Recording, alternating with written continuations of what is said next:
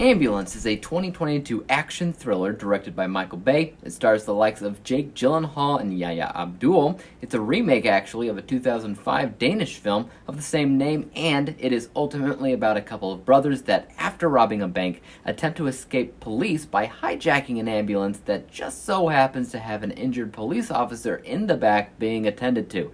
And so, they not only have to maintain an upper hand at a high-stakes car chase, but they also have to be careful not to hurt the guy in the back even further. Michael Bay is a director that I'm mostly torn on these days. He has a lot of films in the latter half of his career that just aren't the greatest. They blend together all the stereotypes associated with his name, like the Dutch-type camera shots, the bombastic assortment of explosions, the sexy cars, the sexy car chases, the jokes scattered throughout the plot, etc., almost to the point of exhaustion. So that's exactly what I expected out of Ambulance.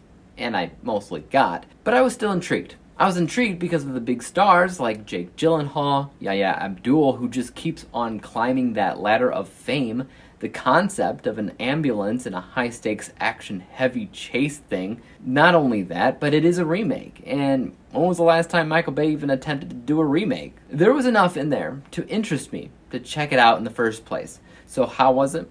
It was okay. You know, it has its moments that I honestly really liked, and it also had some repetitious, overdone moments as well, especially the fact that it's 2.25 hours long, which is far too lengthy for a basic non-stop action thrill ride. There's not enough sustenance in this movie to warrant the runtime, but I digress. The opening of this film, though, the foundation alone is good. The reason as to why one of these brothers needs the money. That becomes the heart of the film. The following action kind of dilutes it for a bit, but it does have a good start. And the way that I saw it a lot of the time was like John Q on the road. Now, if you have not seen John Q, please do. Now, after it introduces the story and the characters, a majority of the film is just like, it's literally a car chase. That's basically it. More than once I thought to myself, you know, if they stripped away the story elements, the robots of Transformers, and they just focused on the car chases, and they made that 2 hours long, that would be Ambulance.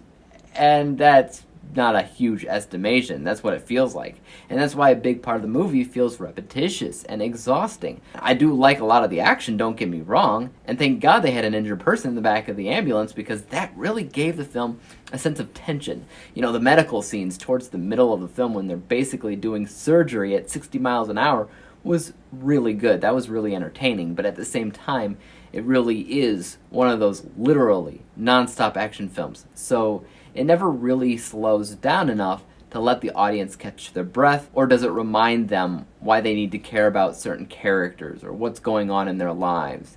Be human for a minute, Michael Bay. That's what you need. That's been your problem for years. Way too much action. I mean, action is cool. It is. But so is sustenance. Jake Gyllenhaal, as usual, did a great job, as did Yahya. They both had some pretty decent chemistry together. You know, I believed that they were indeed brothers. Like, you notice the little things that make them different. You know, their disagreements on a lot of different stuff, but their love for each other also kind of shines through. And there's these moments of just straight up brotherly fun that they have, and they do a great job with that. Honestly, that was one of the best aspects of the movie overall. And from the past, we know that Michael Bay has it in him to make a movie with some really great, almost iconic relationships. I mean, say what you will about Shia LaBeouf and the Transformers films, but Shia actually had some pretty great chemistry with absolutely everybody in those movies. And you have the Bad Boys movies, and those guys were always great, no matter how good or bad you saw those films. I personally like The Island with Ewan McGregor and his chemistry with Scarlett Johansson, and probably the first thing that I ever saw her in.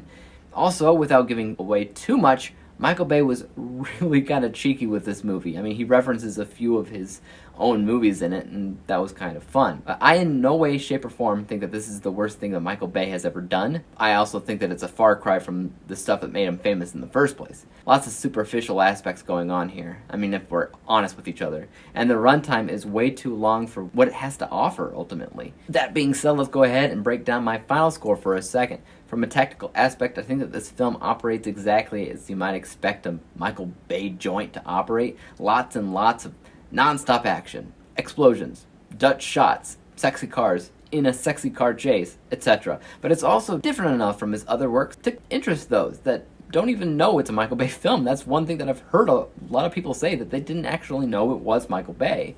When you watch it, you know it is, but that's another thing altogether. My unbiased score is a decent but far from perfect 70%.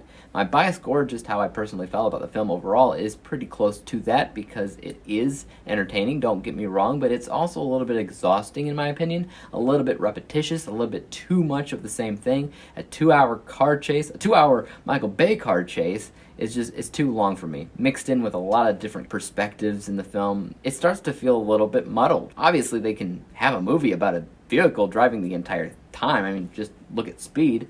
But it depends on how you make it. And just think about the bombastic action Michael Bay is known for literally 2 hours and 16 minutes straight. This score is 72%. Combining those two scores together, we wind up with a final rating for Ambulance at a score of 71%. 71 out of 100 possible stars, or a letter grade of B- on my letter grading scale. Now guys, if you have seen Ambulance, I'd love to hear your thoughts about it in the comment section down below. And hey, what is your favorite Michael Bay film? As for YouTube, you guys know what to do. Hit the like, subscribe button, and bell to be notified when I come up with my next review. And until then, peace out.